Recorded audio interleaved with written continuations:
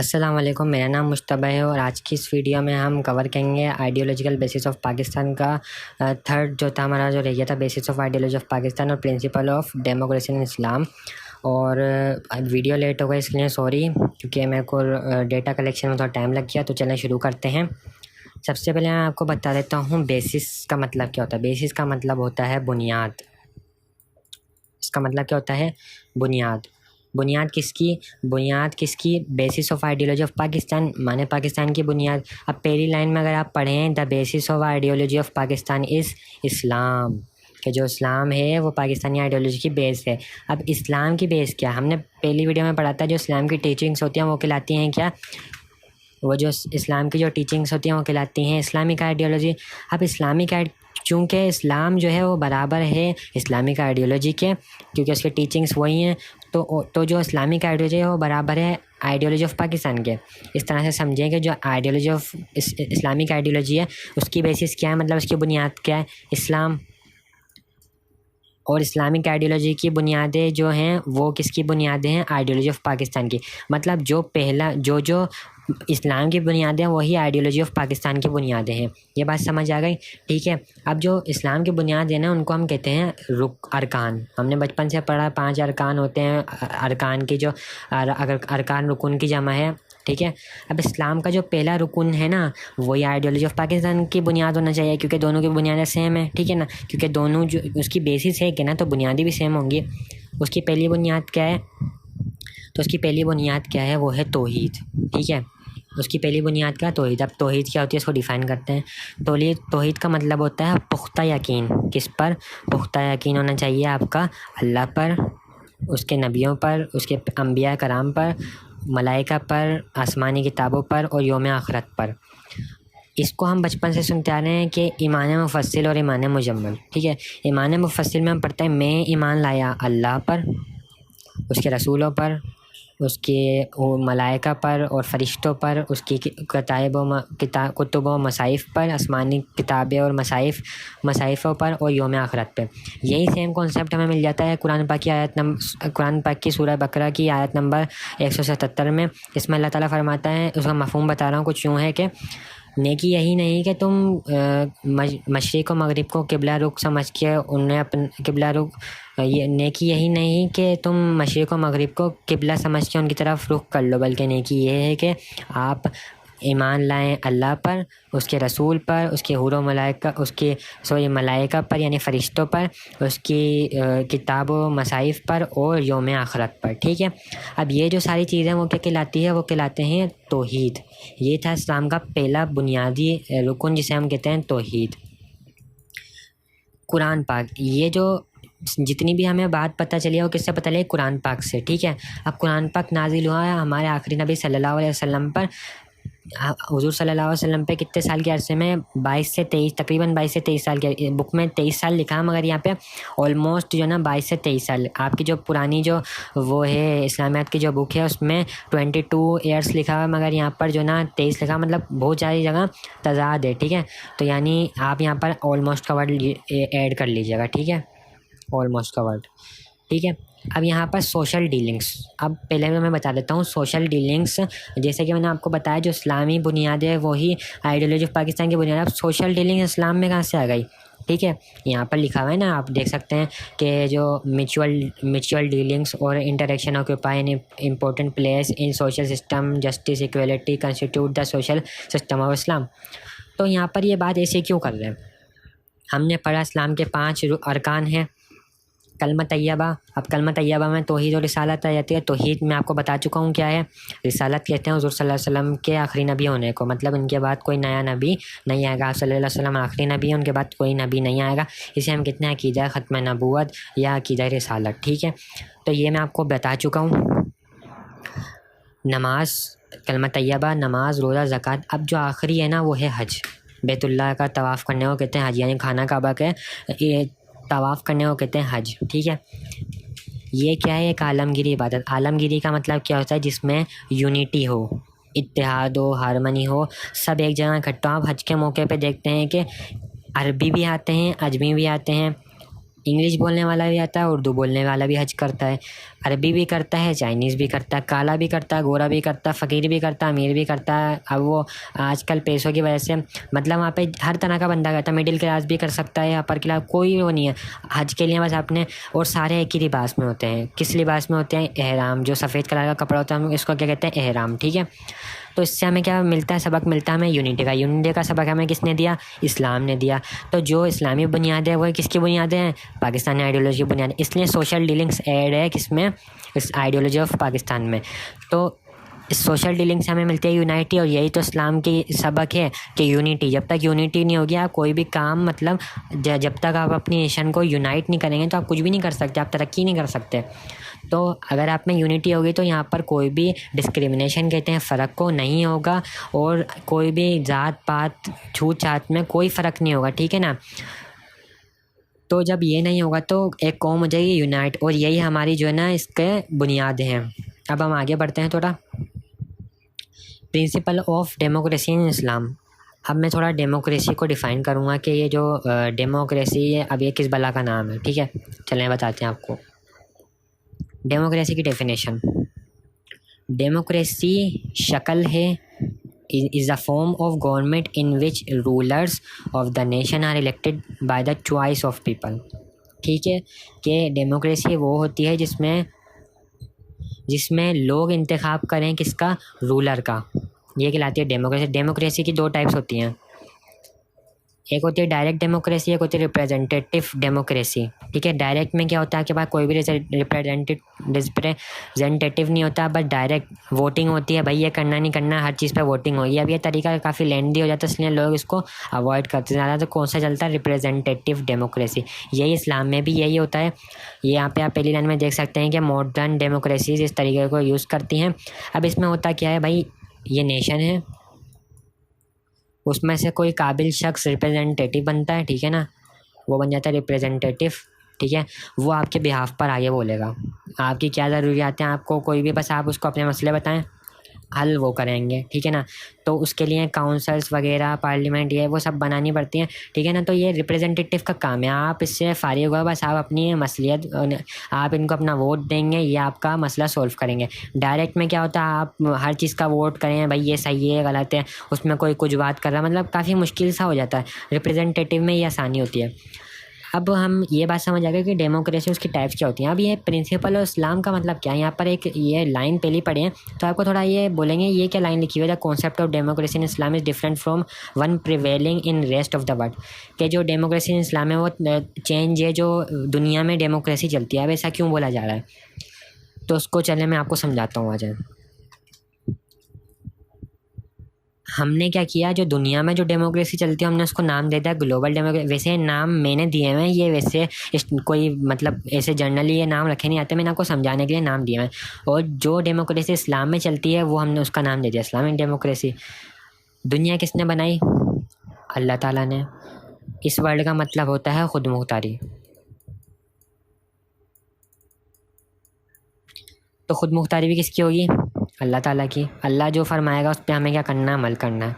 Global में क्या होता है, खुद मुख्तारी किसके हाथ में आ जाती है, मतलब कौन, हमने डेफिनेशन पढ़ी थी, वो जो मैंने आपको डेफिनेशन बताई है ना, वो इस्लामिक पॉइंट ऑफ व्यू की डेफिनेशन है। वो क्या, ग्लोबल पॉइंट ऑफ व्यू की डेफिनेशन है, जिसमें लोग चूज़ करते हैं अपना लीडर, मतलब खुद मुख्तारी उनके हाथ में।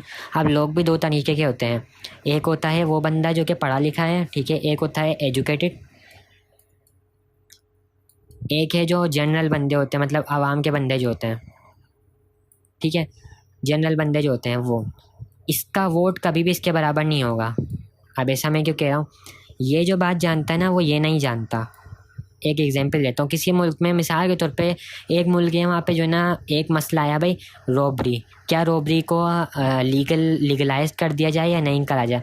तो वोटिंग हुई। अब उस मुल्क में मसला ये कहता है कि 90% जो लोग थे वो थे जाहिल, ठीक है, 10% लोग थे पढ़े लिखे जिनको शऊर था थोड़ा, ठीक है ना। अब इनसे जब पूछा, 90% ने वोट किसके उसमें दिया, हिमायत में दे दिया रॉबरी के। जो 10% थे वो अकेजमेंट थे कि भाई ये काम गलत है, ये नहीं होना चाहिए। अब दुनिया किस पे चलती है भाई, जिसके सबसे ज़्यादा वोट वो जीत गया। 90% की आबादी है, 90 ने वोट दिया, ये लीगलाइज हो गई। तो क्या रॉबरी अच्छी चीज़ है? बिल्कुल भी नहीं, अच्छी चीज़ नहीं है। अब इस्लाम क्या कहता है भाई, जब भी तो इस्लाम ने कहा कि नेशन को हक नहीं है कि वो वोटिंग कर सके। हमारी जो डेमोक्रेसी है वो अक्सरियत पे नहीं अक़लियत पे चलती है। जो अल्लाह ताला हमारी मदद रहनुमाई कैसे करता है, कुरान और हदीस के ज़रिए। ये हमारी डिवाइन हेल्प है। डिवाइन हेल्प बोलते हैं खुदाई मदद को। कुरान और हदीस से चलते हैं। हदीस क्या, जो हुजूर सल्लल्लाहु अलैहि वसल्लम के हदीस 3 तरह की होते हैं, कौली, फ़ेली और कुदसी। ठीक है, फ़ेली हदीस वो होती है जो हुजूर सल्लल्लाहु अलैहि वसल्लम ने फ़रमान के ज़रिए बोली हो और किसी सहाबी ने सुन ली हो या हम तक पहुंच गई हो किसी रावी के ज़रिए, वो होती है। जो अक़वाल वगैरह होते हैं उनको कहते हैं हम कौली हदीस। फ़ेली वो जो हुजूर सल्लल्लाहु अलैहि वसल्लम के तौर तरीके थे, मतलब जो सुन्नत जिसको कहते हैं, वो हदीस फ़ेली। अब कुदसी हदीस होती है लफ्ज़ अल्लाह ताला के हों और उनको कोट हुजूर सल्लल्लाहु अलैहि वसल्लम ने किया हो, ठीक है, वो कहलाती है कुदसी हदीस। अब ये जो चीज़ें हैं, ये इनके ज़रिए हम अगर चलाएंगे तो वो कि अगर इनके ज़रिए हम अमल करेंगे तो वो क्या हो जाएगा, अल्लाह ताला की इताअत। और यही तो जिसने दुनिया बनाई तो मुल्क भी उसी के हिसाब से चलना चाहिए। तो अब अल्लाह ताला क्या कहता है, वो कहता कुरान पाक में कि चोरी हराम काम है, अच्छा काम नहीं है, आप हलाल कमाइए, ये हराम काम है। ठीक है, ठीक है। तो इससे जो ना अब इसमें क्या अक़लियत हुई। अब 90% लोगों ने भले इस्लाम में जो ना मतलब 90% लोग हैं मुल्क में भले जाहिल हैं, मगर वो इस्लामिक स्टेट है तो उसने भले अक्सरियत ने अगर गलत पे वोट दिया है तो बात उनकी सुनी जाएगी जो 10 है। अब आप बोलेंगे ये बात सुनने वाला कौन होगा, तो वो वही रिप्रेजेंटेटिव बंदा होगा जिसको लोगों ने वो किया है, हायर किया है। अब वो बंदा क्या होता है, अब इस्लाम में कॉन्सेप्ट होता है शूरा का। ठीक है, अब ये शूरा क्या होता है, द पैनल ऑफ एडवाइज़र। लोग, ऐसे लोग मुल्क के जो पढ़े लिखे टॉप क्लास स्किल्ड एक्सपर्ट, उनको हर चीज़ की नॉलेज होगी इस्लाम की, मतलब हर तरह की उनको पॉलिटिक्स आती होगी, इस्लाम आता होगा अच्छी तरह से उनको, वो बनता है शूरा। इसको एक तरह से पार्लियामेंट कहा जा सकता है। ठीक है, इसको पार्लियामेंट भी कहा जा सकता है, मगर इसको शूरा। अब इसकी थोड़ी डेफिनेशन आप देखें, द प्रिंसिपल ऑफ शूरा, तो एक कर्सर कहाँ भाग जाता है यार, हाँ। The principle of shura is mention in Quran which encourages consultation. Consultation बोलते हैं कि इसका मतलब होता है नसीहत, मतलब मशवरा करना, मुशावरत करना। ठीक है, तो मशवरा करने के लिए ये बनाई गई है कि जो रिप्रेजेंटेटिव है, अब किसी भी जो लीडर है वो पूछेगा कि अवाम ने बोला भाई ये मसला है, पहले ये जो इन्होंने काउंसिल बनाई है उसमें जितने पढ़े लिखे लोग हैं पहले वो उस पर डिस्कशन करेंगे, उसके बाद वो रिप्रेजेंटेटिव जो बंदा है उस तक पहुँचेगा, फिर उसके बाद वो अमल करवाएगा उस चीज़ के ऊपर। तो ये तरीका बहुत बेहतर निज़ाम है, इसके को कहते हैं मुनज़्ज़म यूनिफॉर्म निज़ाम। इस निज़ाम पर अगर कोई मुल्क वो करेगा अमल तो तरक्की ज़रूर पाएगा, क्योंकि उसका हर चीज़ ऑर्डर के अंदर है, हर चीज़ एक उसमें चल रही है। ठीक है, अब हम थोड़ा आगे चलते हैं। अब जो इस्लाम का जो हमने ये पढ़ लिया, अब हम पढ़ते हैं इसके जो थोड़ा सा मैं आपको पीछे लेकर चलूँ, ये हाँ, कि अब इसके जो प्रिंसिपल्स हैं, मतलब इस्लाम प्रिंसिपल, अब बात ये मैंने कर ली बुनियादों की, अब करते हैं प्रिंसिपल्स की बात। तो वो प्रिंसिपल, पहला प्रिंसिपल है जस्टिस। जस्टिस जस्टिस को उर्दू में कहते हैं अदल। क्या कहते हैं, अदल। अदल भी 2 तरीके का होता है, पहले मैं आपको उसकी मीनिंग बता देता हूँ। अदल का, अदल और इंसाफ का जो ना मीनिंग क्या है, इसकी लिटरल मीनिंग ये होती है to keep the place at right place. किसी भी चीज़ को सही जगह रख देना, बराबरी कर देना, बराबर कर देना। तवासो मतलब उसका ऐसा किसी चीज़ों को 2 हिस्सों में इस तरह से तकसीम कर देना कि दोनों हिस्सों में बराबरी आ जाए, उसे कहते हैं अदल। किसी भी चीज़ को सही जगह रख देना या और ऐसे बंदे को दे देना। अब अदल क्या होगा, 2 बंदे हैं, अब एक की खुराक है 1 रोटी, एक की खुराक है 2 रोटी। अब हमने क्या किया, अब मैं आपको इक्वलिटी और इक्विटी में पहले फ़र्क बताता हूँ क्या है। इक्वलिटी क्या किया है, 2 बंदे हैं, एक की खुराक है 2 रोटी, एक की खुराक है 1 रोटी, हमने इक्वलिटी करी, दोनों को 1-1 रोटी दे दी। ठीक है, नहीं चले हमने 2 रोटियां थी तो उनमें से हमने दोनों को जो ना हमारे पास एक की खुराक 2 रोटी, एक की खुराक 1 रोटी, मैंने दोनों को 1-1 दे दी, तो ये मैंने इक्वलिटी तो कर दी, इक्विटी नहीं है। अब इक्विटी क्या कहती है, बराबरी भी हो और उसमें हर किसी को उसके हिसाब से चीज़ दी जाए। अब वो जो 2 रोटी खाने वाला, क्या उसका 1 रोटी में पेट भरेगा, नहीं भरेगा। अब इक्विटी क्या होनी चाहिए थी, क्या मैं 1 रोटी खाने वाले को भी उसके हिसाब से रोटी दूँ और जो 2 खाने वाला उसको उसके हिसाब से 2 रोटी दूँ, ताकि वो अपना पेट तो भर सके। ये है असली इंसाफ, जिसमें दोनों चीज़ें हों। एक चीज़ होगी, ये होगी तो ये होना भी ज़रूरी है, ये नहीं होगी तो फिर वो अदल नहीं कहलाएगा। ठीक है, तो ये अदल है।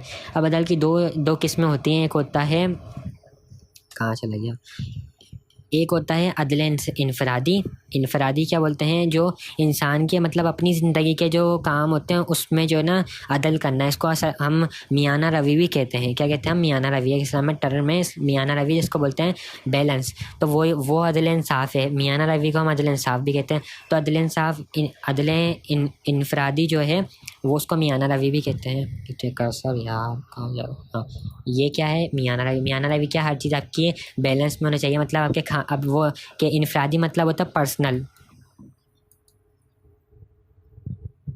जो होता है कि अपनी इनफरादी ज़िंदगी, ठीक है, यहाँ पे आएगा ज़िंदगी में एतदाल का लिहाज रखें, जैसे जिस्म, खाना पीना है पर सोना है, ये सोने में और खुशी गमी में।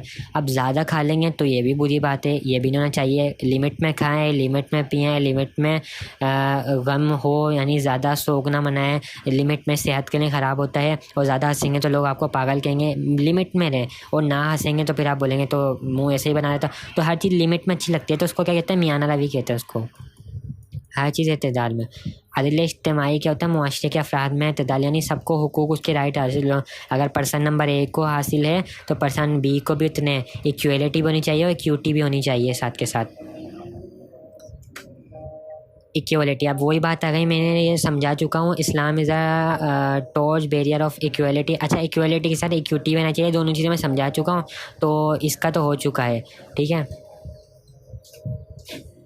कि हुज़ूर सल्लल्लाहु अलैहि वसल्लम ने आखिरी खुतबे में बोला था, तमाम इंसान आदम से बने हुए हैं और आदम को मिट्टी से बनाया गया है, ठीक है। तो यानी इसमें क्या बताया जा रहा था? हुज़ूर सल्लल्लाहु अलैहि वसल्लम का मफ़हूम यह था कि सब बराबर हैं, ऑल आर इक्वल।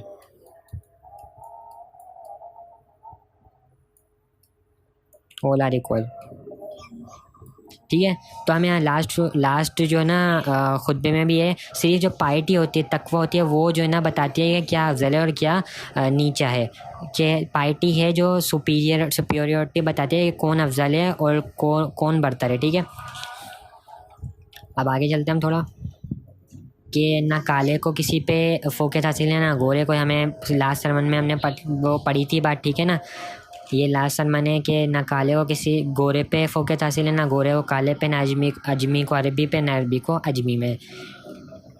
फेटर्निटी, इसका में एक लाइन, वन वर्ड इसकी डेफिनेशन है, ब्रदरहुड, भाईचारा। The holy Quran, all the believers are brother too. कुरान ने बोला कि तमाम, यानी हुजूर सल्लल्लाहु अलैहि वसल्लम ने भी बोला और कुरान पाक में तमाम मुसलमान भाई हैं, ठीक है। इससे वो ये यूनिटी वाला कॉन्सेप्ट आया कि मेन जो मकसद है ना इस्लाम का, अगर आपने रियासत बनानी है तो यूनिटी होनी चाहिए। यूनिटी नहीं है तो रियासत तो बनी नहीं सकती, ठीक है। वतन के लिए यूनिटी होनी चाहिए, मेन कॉन्सेप्ट ये। जब एक दूसरे का जब हर मुसलमान एक दूसरे का भाई होगा तो एक भाई का दर्द दूसरा भाई समझ सकता है, ठीक है। वो उसकी तकलीफ़ें समझेगा, तो इससे प्यार मोहब्बत बढ़ेगा, जिससे एक यूनिटी आएगी उसके अंदर, ठीक है। तो ये आज की वीडियो थी, और ये आखिरी रह गया है, ये टॉलरेंस मतलब बर्दाश्त। तो मैंने वही बात करी कि जब भाईचारा होगा तो एक भाई दूसरे की वो करेगा। अगर किसी वतन है, ये समझें ये मुल्क है, उसमें कहीं यहाँ मसला चल रहा है ना, तो मुल्क में जो यहाँ जो बंदे रहते हैं ना, उनको भी इतना ही मसला फेस, उनको जितना इनको तकलीफ़ हो रही है उतनी इनको तकलीफ़ होगी। अगर यहाँ पर क्या है, यहाँ पर वो है, क्या बोलते हैं, यहाँ पर अगर इक्वलिटी और फेटर्निटी है, ठीक है, ब्रदरहुड है, तो ये तो होगा ब्रदरहुड की एग्जांपल। अब बोलते हैं tolerance is the great virtue, it saves people from hardship and promote love. अब टॉलरेंस, बर्दाश्त, ठीक है, बर्दाश्त के देखें, मुश्किल वक्त के बाद आसान वक्त आता है, ये आपने बात सुनी होगी कि जब बर्दाश्त होगी ना, देखें इसमें बर्दाश्त होगी कि अब इन लोगों पर जो है ना मुसीबत आ रही है, अब इन्होंने सब्र किया, ठीक है, सब्र किया और इन्होंने इनकी मदद की। इनके मिसाल के तौर पे एक बंदा है, ठीक है, ये बंदा है, ये भूखा है, दूसरा बंदा है, इसके पास 2 रोटियां हैं, ठीक है, इसके पास 2 रोटियां हैं, ये रोटियां, ठीक है। इसके पास 2 रोटियां हैं, इसकी भूख कितनी है, ये खाता है रोज़ 2 रोटियां, इसका पेट भले ही नहीं भरेगा, मगर इसने, क्योंकि ये इसका भाई है, हर मुसलमान क्या है, भाई है, इसने क्या किया, प्यार और मोहब्बत में इसने क्या किया, हमदर्दी के खातिर इसको 1 रोटी दे दी, ले भाई तू भी खा ले, पेट भर ले अपना, ठीक है। इसने खाई, इसने इसको दुआ दे दी, ठीक है ना। अब हुआ क्या है, इसने अपनी आज की जो ना कार्बोहाइड्रेट की लिमिट पूरी नहीं करी, तो क्या मर तो नहीं जाएगा ना ये। इससे क्या हुआ, एक तो प्यार पैदा हुआ, इससे प्यार पैदा होगा, और इससे और क्या होगा कि भाईचारा बढ़ेगा। अब इसने क्या किया, जो इसको भूख लग रही थी, जो भी हुआ, उसने उसको बर्दाश्त किया, उसने क्या किया, उसने उसकी तकलीफ़ देखते हुए उसको बर्दाश्त किया। तो यही तो टॉलरेंस है। जब तक टॉलरेंस नहीं होगी, जब तक इक्वलिटी नहीं होगी, जब तक भाईचारा नहीं होगा, फ्रेटर्निटी नहीं होगी, जब तक जस्टिस नहीं होगा, तो जब तक जो है ना एक मुल्क जो है डेमोक्रेसी का चलना नामुमकिन है। तो यही है कि तो जो बर्दाश्त है वो होनी चाहिए, कि हमें एक दूसरे का ख्याल होना चाहिए, तभी जो है ना हम मुल्क को अच्छे से चला पाएंगे, रियासत को अच्छे से चला पाएंगे। जैसे कि इन दोनों बंदों की मिसाल थी, इसने अपनी बर्दाश्त की, अपनी भूख को मारा, इसने 1 रोटी खा ली, मगर इसका भी पेट भर दिया। इससे हुआ क्या, इसको थोड़ी भूख बर्दाश्त करनी पड़ी, मगर इससे ये हुआ दोनों की मदद हो गई। 2 रोटी खा के इसको कल फिर भूख लगनी थी, ये थोड़ी है 2 रोटी खा के हमारा होगा या फिर नहीं लगेगी। इससे हुआ क्या कि मुल्क, अब ये जो बंदा है ना, इसकी ज़िंदगी बच गई, आज का इसका खाना पूरा हो गया, अब ये आराम से सो सकता काम। इसी तरह से अगर मुल्क में यहाँ पर मसला चल रहा है ना, कहीं पेन थोड़ा चेंज करके बताऊँ, अगर कहीं मुल्क में इधर मसला चल रहा है ना यहाँ पर, तो यहाँ का जो बंदा है ना, वो अगर इनको अपनी ज़रूरतों को थोड़ा मार के इनकी मदद कर देगा, तो ये क्या कहलाएगी, इन्होंने अपनी ज़रूरतों को थोड़ा मार के क्या किया, बर्दाश्त किया। क्या किया इन्होंने, टॉलरेट किया, बर्दाश्त किया। बर्दाश्त करने से क्या हुआ, आज उनके पास ये पूरा खित्ता है। अगर ये नहीं करते तो ये ख़त्म हो जाता, अपने इनकी कोई मदद नहीं करता, तो अब ये इनका मुल्क अभी तक सलामत है। तो मुल्क की सलामती में टॉलरेंस बहुत बड़ा अहम रोल अदा करती है। तो उम्मीद है कि अच्छी वीडियो पसंद आई होगी, और ये टॉलरेंस के बारे में, टॉलरेंस का मतलब बताया कि बर्दाश्त होता है। और ये हमारा आखिरी वीडियो, ये जो था वीडियो का अख्तिताम होता है। तो आपको अगर हमारी वीडियोस पसंद आती हैं तो हमारी वीडियोस को लाइक कीजिए, और चैनल पसंद आए तो उसको सब्सक्राइब भी किया करें, ठीक है। बहुत से लोग इसको सब्सक्राइब नहीं करते हैं, तो चैनल को सब्सक्राइब भी किया करें। हमारी वीडियो सर्च करेंगे, यहाँ पर सब्सक्राइब का बटन है, उस पर बेल आइकन पर क्लिक करें। और आपका शुक्रिया, और इसी तरह से प्यार मोहब्बत देते रहें। आज मैं आपके लिए और वीडियोस बनाता रहूँगा, और इंशाल्लाह हम ये पूरा कोर्स कंप्लीट कर लेंगे, ठीक है। मिलते हैं अगली वीडियो में, अल्लाह हाफ़िज़।